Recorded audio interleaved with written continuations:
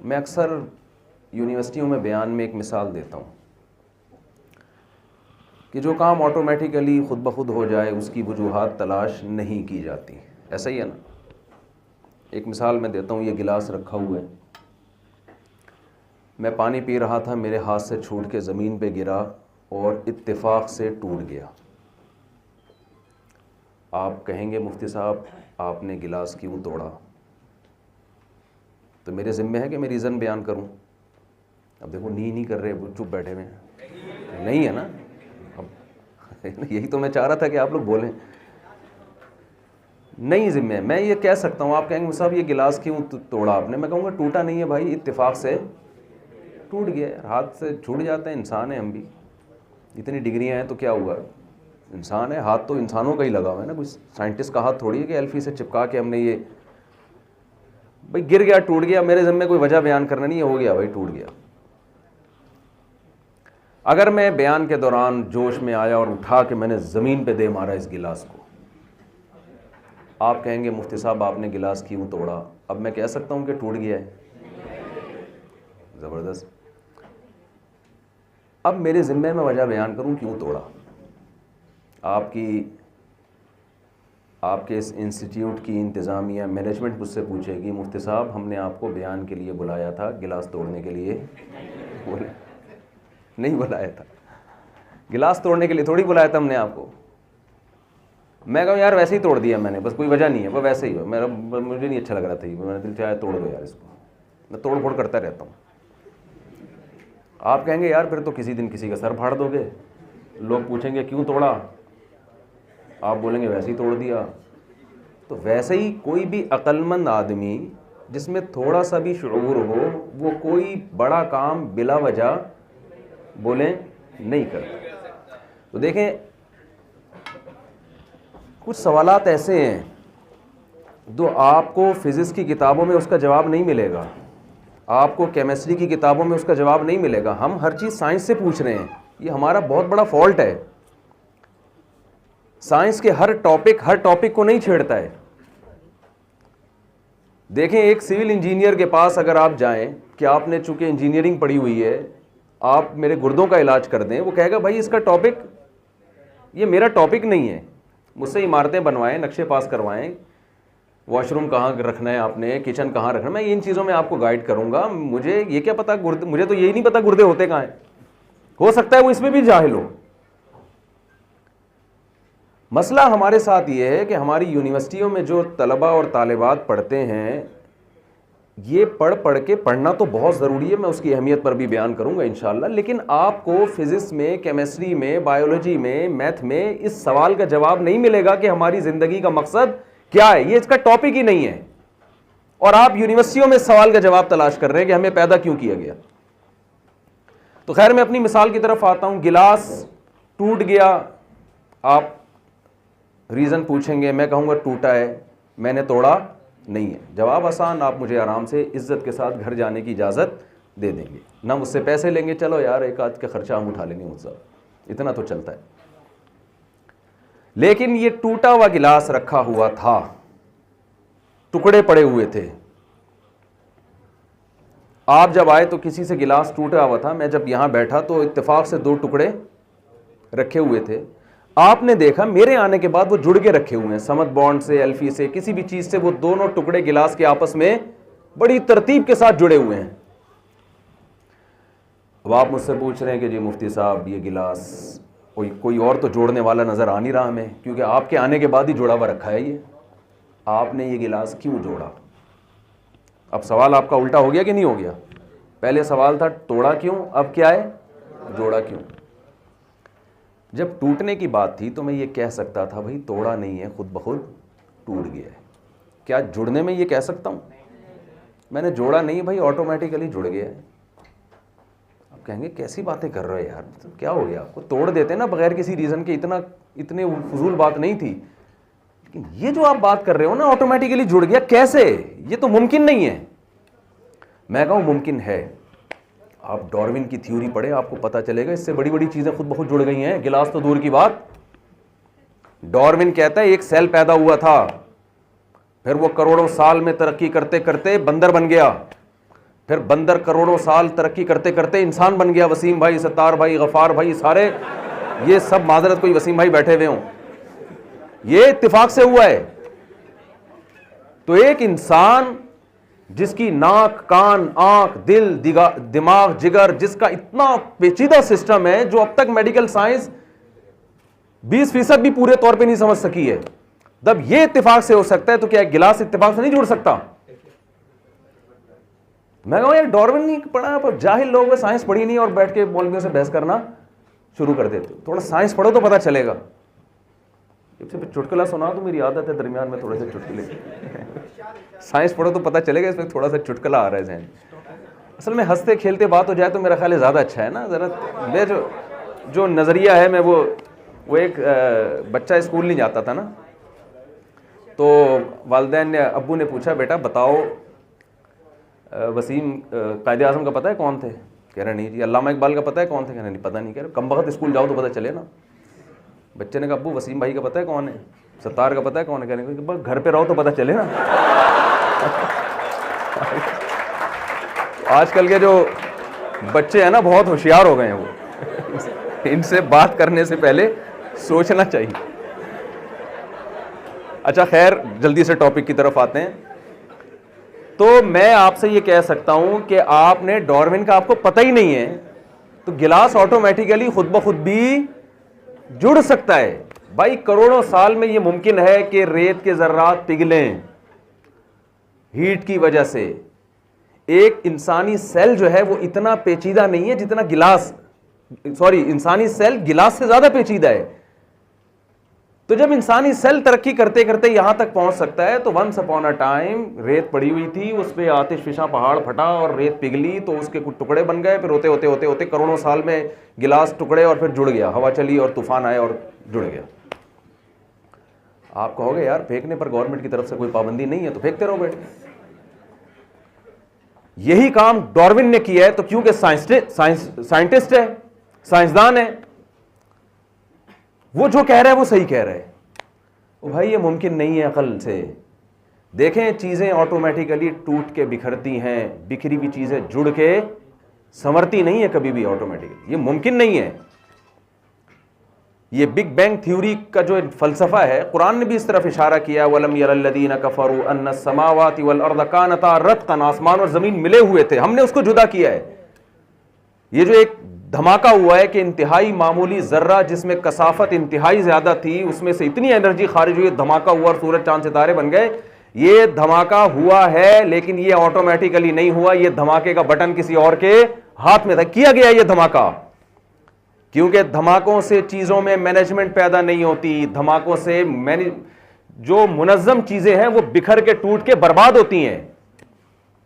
आप मुझे बताओ कभी ऐसा धमाका दुनिया में हुआ कि ये देखें, ये क्लास है ना, यहाँ एक हॉल है, यहाँ मैं यहाँ बैठा हुआ हूँ, ये यहाँ बैठे हुए हैं, कुर्सियाँ लगी हुई हैं, सब तलबा यहाँ बैठे हुए हैं। आप पूछो यार ये कैसे मैनेज हो गया, तो आप कोई साफ जवाब में ये कहें कि कुर्सियाँ उल्टी पड़ी हुई थी, लोग भी उधर उधर बैठे हुए थे, सोफे इधर, तो एक धमाका हुआ, इतना जबरदस्त धमाका हुआ कि कुर्सी धड़ाम से आके इधर गिरी, सोफा इधर गिरा, प्रिंसिपल साहब की कुर्सी इधर गिरी और तलबा की कुर्सियां इधर गिरी, और धड़ाम धमाकों पर धमाके, एनर्जी खारिज हो रही है भाई। बिग बैंग में यही बताया जाता है ना। और उस एनर्जी की वजह से तालिबात अपनी कुर्सियों पे और तलबा उसके पीछे वाली कुर्सियों पे आके धम धम धम बैठ के बेल आखिर ये कायनात वजूद में आ गई। कायनात का निजाम में जो मैनेजमेंट है ना, वो आपकी क्लास से करोड़ा गुना ज्यादा पेचीदा है। और आपको पता है सेकंड के 10 लाखवां हिस्सा भी कैलकुलेट कर लिया गया है, उसको भी जब्त किया जाता है। साइंसदान ये कहते हैं कि ये जो कायनात में निज़ाम शमसी और ये सितारे सैयारे कहकशाओं का निज़ाम है, इसकी कैलकुलेशन में जो एक्यूरेसी है वो सेकंड के 10 लाखवें हिस्से से भी ज्यादा एक्यूरेसी। अगर वो धमाके में इतनी भी ऊंच नीच हो जाती तो इतना खूबसूरत निज़ाम वजूद में नहीं आता। तो भाई ये कायनात बनी नहीं है, अगर खुद से बनी होती तो हमें इस कायनात की रीजन तलाश करने की जरूरत नहीं थी, ये ऑटोमेटिकली बनी होती ना। खुद से एक धमाका होता और खुद ब खुद सत्तार भाई, वसीम भाई, गफ़ार भाई बन जाते और सब बना के सारा सिस्टम बन जाता। तो हम कहते यार हमें ये मकसद हयात क्या है, कुछ भी नहीं है मकसद हयात, ये हमारे पास जवाब होता। मैं समझा पा रहा हूं अपनी बात? फिर हमें मकसद हयात तलाश करने की ज़रूरत नहीं थी, फिर हर आदमी अपना विजन खुद बनाता कि भाई मैं पैदा तो इत्तेफाक से हो गया हूं, अब हो ही गया हूं तो अब कुछ बना लो, कोई विजन बना लो यार। वंस अपॉन अ टाइम मैं पैदा हुआ था, बस हो गया था, अब क्या कह सकते हैं। सारी दुनिया हो रही है तो हम भी हो गए।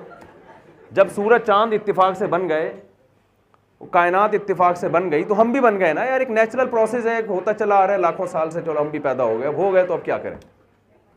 तो अब ये कि जब अकल आई है, शोर आया, तो अपना विजन हम खुद बनाए। अब मैं समझा पा रहा हूं। इसीलिए गोरा अपनी जिंदगी का हदफ खुद बनाता है।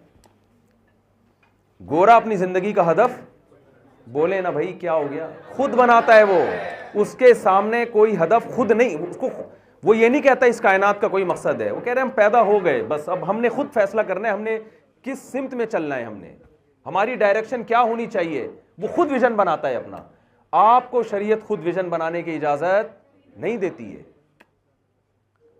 वजह उसकी यह है कि जो शख्स काम करता है उससे पूछा जाता है कि आपने ये काम क्यों किया। ये कायनात खुद से नहीं बनी। देखिए मैं एक मिसाल देता हूं। अगर आप एक बेजान की तस्वीर हो, उसमें आंख नाक कान बने हुए, सिर्फ चेहरे की तस्वीर है, कोई साइंसदान आके ये नजरिया पेश करे कि ये ऑटोमेटिकली खुद से बन गई है करोड़ों साल में, आप मानेंगे उसकी बात? एक बेजान तस्वीर ऑटोमेटिकली खुद से नहीं बन सकती। वो तस्वीर जिसमें देखने वाली आंखें हो, जिसमें सूंघने वाली नाक हो, जिसमें सुनने वाले कान हो, जिसमें बोलने वाली जबान हो, खुदा की कसम ऐसा इंसान करोड़ों अरबों साल में भी किसी इत्तिफाकी हादसे का नतीजा नहीं हो सकता। और मैं तो चुटकुले के तौर पे एक बात अक्सर बयानात में कहता हूं कि डार्विन जो कहता था ना बंदर से हम बने, डार्विन से पूछो हमारी दुम कहां गई। या तो हमें दुम चाहिए या दुम के पैसे चाहिए। दुम चाहिए या दुम के, तुमने गायब किए दुम हमारी। और दूसरी बात ये, बंदर से अगर हम इंसान बन गए तो ये प्रोसेस आहिस्ता आहिस्ता हुआ है ना, तो बीच की नस्लें कहां गायब हो गई भाई। दुम सिमटती थोड़ी सिमट के कम होती है, आहिस्ता आहिस्ता मार्केट से शार्ट होती। देखो चीनी जब मार्केट में गायब होती है एकदम नहीं हो जाती, आहिस्ता आहिस्ता पहले महंगी हो रही है 40 से 80 रुपए किलो, फिर 200 रुपए, फिर 500, भाई बहुत मुश्किल से मिल रही है। वसीम भाई की दुकान पे मिलेगी, सत्तार की दुकान पे उन्होंने छप्पड़ में छुपा के रखी हुई। ऐसे शॉर्ट नहीं होती कि एकदम जमीन खा गई, आसमान निकल गया। तो ये कैसी बंदर ने तरक्की करके इंसान तक पहुंचा है कि तरक्की के बीच की सारी नस्लें एकदम मार्केट से शार्ट हो गई हैं। इसलिए कुरान का ये नजरिया बिल्कुल दुरुस्त है, 100% बमांगे दोहल कुरान ऐलान कर रहा है। हमने आदम को डायरेक्ट मिट्टी का पुतला बना के उसमें जान डाली और उसी की पसली से अम्मा हवा को पैदा किया, और उन्हीं दोनों के मिलाप से जमीन को इंसान, मर्दों और औरतों से भर दिया है। इंसान की इब्तदा इंसान से हुई है, बंदर से नहीं हुई है। तो इसलिए आप, ये साइंसदानों का टॉपिक नहीं है, क्योंकि ये हिस्ट्री से इसका ताल्लुक है। उस वक्त है ही नहीं। वो क्या, वो तो वो नजरियात थ्योरी पेश करते हैं कि शायद ऐसा हुआ हो, शायद ऐसा हुआ हो सकता है ऐसा हुआ हो। तो ये अपना कॉन्सेप्ट सबसे पहले क्लियर करें कि हम बने नहीं है, हमें बनाया गया है। तो अब मैं अपनी असल बात की तरफ आता हूं। जिसको बनाया जाता है तो रीजन होती है, विदाउट रीजन नहीं ऐसा होता। और रीजन बताता कौन है? जिसने बनाया। तो बनाने वाला बताएगा। साइंसदान तो खुद इंसान है भाई, वो खुद बने हुए हैं, तो बनाने वाला बताएगा। जिस गाड़ी को बनाया जाता है, गाड़ी थोड़ी बताती कि मुझे क्यों बनाया गया है।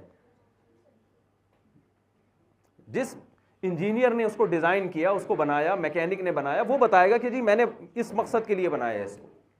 तो सबसे पहले आपको ये कॉन्सेप्ट क्लियर करना है कि हमें क्यों बनाया गया।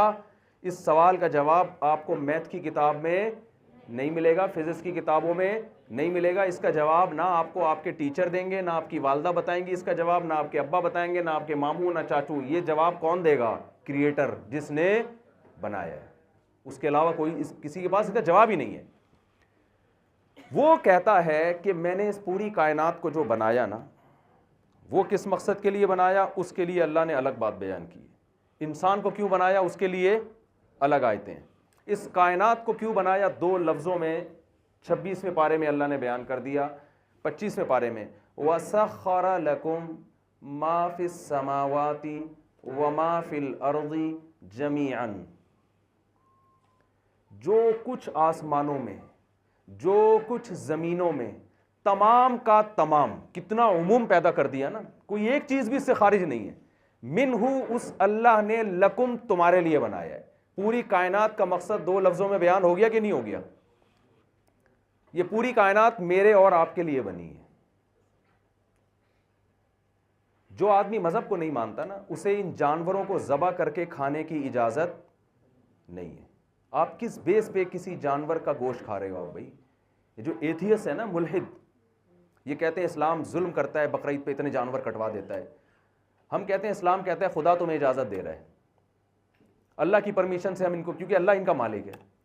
जो अल्लाह को नहीं मानते, खुदा के वजूद के कायल नहीं है, तो भाई जितना इस दुनिया में आपके रहने का हक है, बकरे का भी उतना ही हक है या नहीं है? आप कह सकते हो जानवर भी तो एक दूसरे को खाते हैं, वो तो जानवर है ना, वो तो जानवर है। शेर इसलिए खाता है, उसमें तो अकल नहीं है, बेचारे खा रहे हैं। और दूसरा, उसकी तो खुराक ही गोश्त है। इंसानों में बहुत सारे वेजिटेरियन होते हैं, आपको तो गोश्त खाने की जरूरत नहीं है, लाजमी थोड़ी है गोश्त खाना। हिंदू सब्जी खा के भी 90-90 साल जिंदा रहते हैं। बाकी हमें क्यों गोश्त खाने की इजाज़त दी, ये भी मैं फिर किसी और वक्त इंशाल्लाह बताऊंगा। इस्लाम ने हमें क्यों तरगीब दी गोश्त खाया करो, ये किसी और टाइम, कभी आप छाँव में मुलाकात करें तो इंशाल्लाह हम आपसे बताएंगे। तो एथियस को, जो खुदा के मुनकिर हैं, जो मज़हब को नहीं मानते, उनके लिए गोश्त खाना जायज़ नहीं। क्योंकि जितना आपको जिंदा रहने का, आप भी इत्तिफाक से बने, बकरा भी इत्तिफाक से बना। तो आप अपने ज़मान के चटखारे के लिए, बकरा बुलूगत की दहलीज पे कदम रखता है, अय्याशियों की उम्र शुरू होती है, काट के खा लेते हैं आप। 2 दांत का होता है और आप उसको काट के खा लेते हैं। बुढ़ा हो जाता, आप कहते चले अब मरने से बेहतर है तू किसी की खुराक बन जा। अभी वो बेचारा जवान हुआ और उसको ख्वाब में छुरियां नजर आना शुरू हो जाती। खुद तो जब आप जवानी की दहलीज पे कदम रखते हो, आप कहते हो अभी तो हमारी अय्याशी की उम्र शुरू हुई है। अगर कोई और मखलूक आपको दो दांत का होते ही काटना शुरू कर दे, आप कितना एहतजाज करोगे, यार ये क्या मजाक है। तो जो मजहब को नहीं मानते, उनके लिए गोश्त हलाल नहीं है उनके फलसफे के मुताबिक। तो कुरान कह रहा है, हमें परमिशन दे रहा है कि जानवर तो दूर की बात, जो कुछ आसमानों में, जो कुछ जमीन में, सब का सब, कितनी ताकीदें, ये अरबी के तर्जुमा कर रहा हूं मैं, माफिस समावा, जो कुछ आसमानों में कुछ भी मिलता है पकड़ लो, ठीक है, तुम्हारा है वो, गिरफ्तार कर लो उसको। वमा फिल अर्ज, जो कुछ जमीन में है, कोई अगर आसमानी खलाई मखलूक भी दरियाफ्त हो जाती है ना, कुरान परमिशन दे रहा है कि जाके गिरफ्तार करके अपने काम में लगा दो उसको, अपना गुलाम बना लो उसको, क्योंकि वो किसके लिए है? वो तुम्हारे लिए। हमें इजाजत दी जा रही है जमीअन, तमाम का तमाम। इतनी ताकीदें लगा कि अल्लाह कहता है मिनहू, ये मैंने किया, ये काम मैंने तुम्हें परमिशन दी है, ये सारी कायनात मैंने तुम्हारे लिए पैदा की है। तो इस पूरी कायनात का मकसद 2 लफ्जों में अल्लाह ने बयान कर दिया कि नहीं कर दिया, कि ये सब किसके लिए? मेरे और आपके लिए। हम किसके लिए? ये जो अभी कारी साहब ने आयत तिलावत की ना, इसमें अल्लाह ने बयान किया, इस मजमून को भी अल्लाह ने मुख्तलिफ अंदाज से बयान किया कि तुम्हें क्यों बनाया, हमें क्यों बनाया। एक जगह कुरान कहता है वमा खलक़तुल जिन्ना वल इंसा इल्ला लियाबुदून, मेरी इबादत करें इसलिए बनाया। एक जगह कुरान कहता है लियब्लुवकुम अय्युकुम अहसनु अमला, तुम्हें आजमाए कि अच्छा अमल कौन करता है। तो ये दोनों एक ही चीज़ के 2 नाम हैं। इससे पता चला कि इबादत की डेफिनेशन क्या है, अच्छा अमल। बहुत मुश्किल है बात समझना, मुझसे पुलिस है, पुलिस बुलवाएं, समझाएगी इनको। कुरान एक जगह कह रहा है कि मैंने अपनी इबादत के लिए पैदा किया। आप कह सकते हैं भाई सिर्फ नमाज के लिए पैदा किया, सिर्फ रोज़े के लिए पैदा किया, हज के लिए। दूसरी जगह कुरान डिफाइन कर रहा है लियब्लुवकुम, इसलिए पैदा किया, वो तुम्हें आजमाना चाह रहा है। अय्युकुम अहसनु अमला, किसका अमल दूसरे से ज़्यादा अच्छा है।